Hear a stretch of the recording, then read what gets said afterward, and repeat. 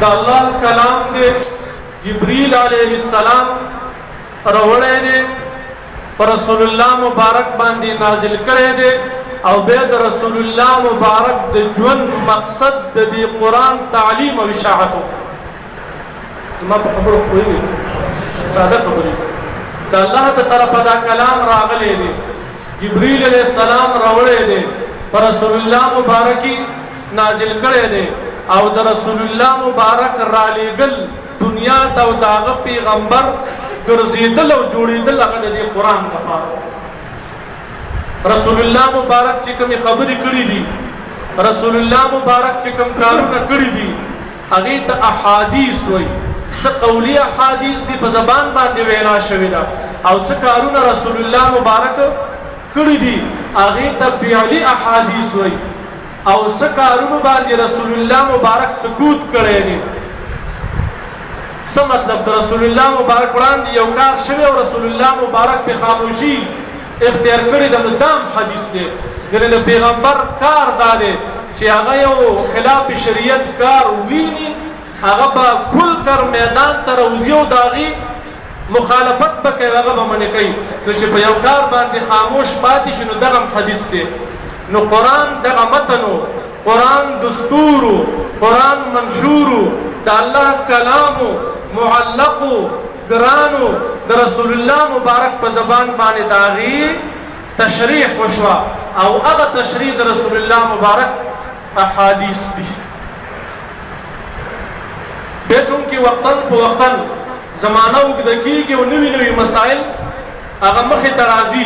نو قرآن اجماع بیان کرے دے ماتا تا دخپل دین دا شریعت دا منزا دا و داسا و اجمال دے پکی پا قرآن کی بچر تم دا انگوری چی دا سار چلور رکاتا من دے دو رکاتا سنت دی او دو رکاتا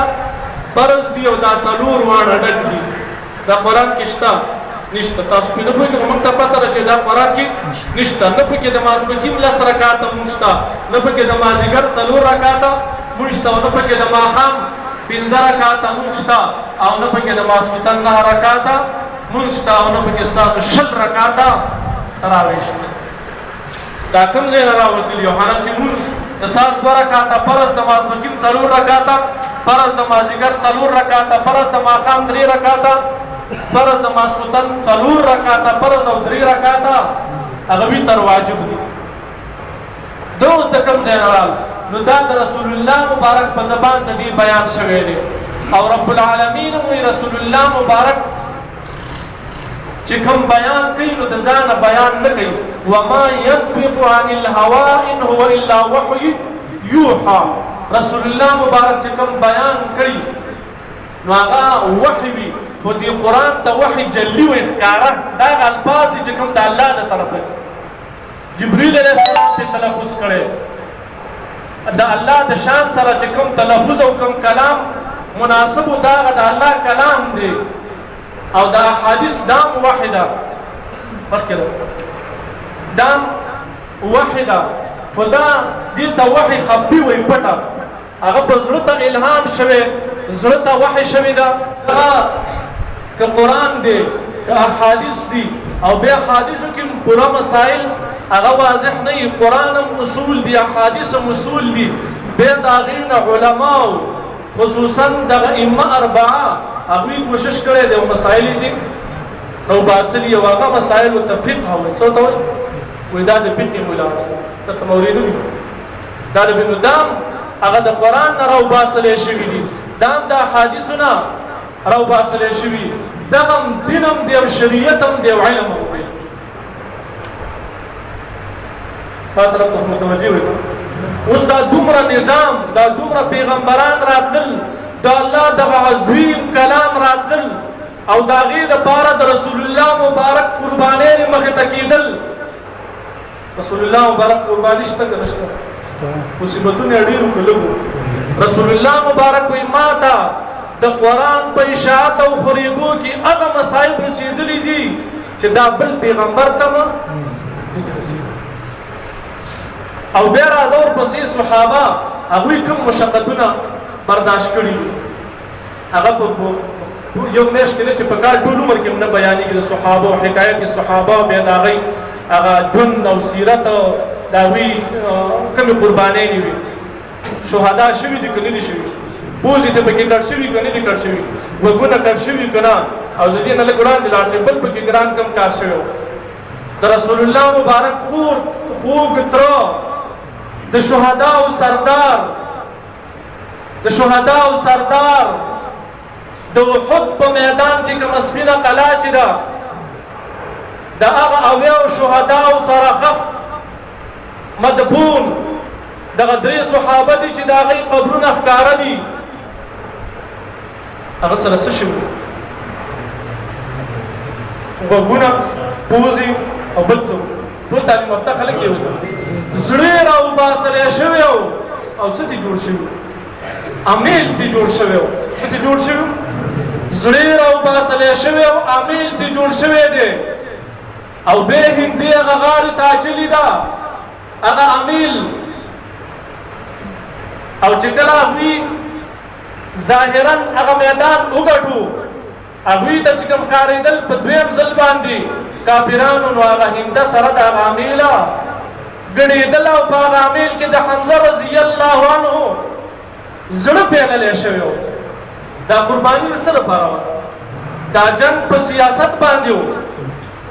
دا د وزیر اعظمۍ دپاره و دا د وزارت دپاره و او دا که زما او ستا په شانه په پټي باندې و جایداد باندې و پراپټۍ باندې و دکان باندې و تربورولۍ باندې و دا د دغه قرآن دپاره و دا جنګ د څه لپاره که دا خبره مې بې ځایه کوم ځای چې زه خطا کېږم او غلطه خبره کوم تاریخ راته وایي چې دا خبره دې غلطه ده او دا د اورېدو قابل نه ده او د ځانه دې دا وکړه هغه دومره تکلیفات دا د څه دپاره و د قرآن دپاره و اوس څه د قرآن دپاره نو د قرآن مختلف حقوق دي ما ته هم یو قرباني له ورکو راشو نیمه ګنټه تلاوت د قرآن وکړو بس د قرآن حق هم ادا کړو هغه په محله کې 50 کسان یو طرف ته د رسول الله مبارک قرباني وګورئ د قرآن دپاره بل طرف ته د صحابو قرباني وګورئ د قرآن دپاره او دا قرآن رسول الله مبارک دپاره خاص نه راغلی دا قرآن د صحابو دپاره خاص نه راغلی دا قرآن ما او تا ته راغلی دی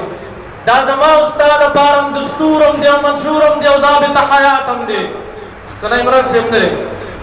دا یوازې هغه خلکو دپاره کو ما او تا دپاره دی ټولو دپاره دی که نه زما او ستا د ژوند مقصد زما او ستا پیدا کېدل دا د دې قرآن د عمل دپاره دي څه دپاره پیدا یو د میخو د خدمت دپاره پیدا یو د دکان د خدمت دپاره پیدا یو د پټي د خدمت دپاره پیدا یو دغه ضرورت دی اصل مقصد زما او ستا قرآن دی او په قرآن باندې عمل کول دي خو په سلو کې 5 کسان د قرآن عمل ته تیار دي دا 5 کم سل د قرآن عمل ته تیار او که ته وایې زه خو پرې عمل کوم 5 وخته لمونځ کوم که قرآن کې به صرف د 5 وخته لمونځ ذکر که ته وایې زه پرې عمل کوم او زکات ورکوم چېرته داسې لږ معمولي ورته کې زه خو په قرآن عمل کوم د بلکل په قرآن عمل کې خو په 10 سپارې قرآن کې په یو حکم باندې ته عمل وکړه دلته هغه 10 سپارو کې چې هغه احکامات دي هغه په کوم طرف لاړ صرف زکات قرآن دی صرف منځ قرآن دی صرف دغه تلاوت دا قرآن دی ستا د پیدایش نواله د جنازې پورې د کفن دفنه پورې دا ټول ژوند ستا د قرآن په احکاماتو کې منحصر دی او بند دی که نه دا خبره بې ځایه تاسو ته مې ویل چې قرآن اصول دي متن دی د هغې تشریح رسول الله مبارک او چې هغه اصول لیکم د هغې نه بې جزیات او قوانین هغه علماو راوباسلي فقه د پیدایش نواله د غوږ د اذان نه او د تحریک د ګوټي نه تر اخري د سوره بقرې لومبني او اخري آیاتونو د ویلو پورې دا ټول د قرآن هغه احکامات دي براه راست قرآن کې نشته قرآن نه راوباسلی شوي احادیثو کې نشته د احادیثو نه راوباسلی شوي دي نو دا قرآن زما او ستا د ژوند دستور دی او منشور دی دا دستور او منشور ما او تا څومره خپل کړی دی افسوس دی که نه خپل ژوند ته د یوې ورځې حساب به وکړي خیر چې زه سهار راپاڅېدم د ماښامه پورې هغه مرګ ژوند خو پرېږده وه پیدایش خو پرېږده وه ماشومان او بلوغ زلمیتوب او بوډاتوب پرېږدوه د یوې ورځې حساب وکړو چې ما نن په قرآن باندې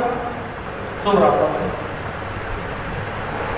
نو زمونږ خلک خو ښه دی پښتانه دي کلیوال دي مینه ناک دي جومات سره مینه کوي قرآن سره مینه کوي لکه چې زمونږ حال دا وي او د دې نه هټ طرف به نور داسې خلک وي چې هغه نه تراویح پېژني او نه روژه پېژني او نه لمونځ پېژني د هغوی به د قرآن سره څه وابستګي او څه تعلق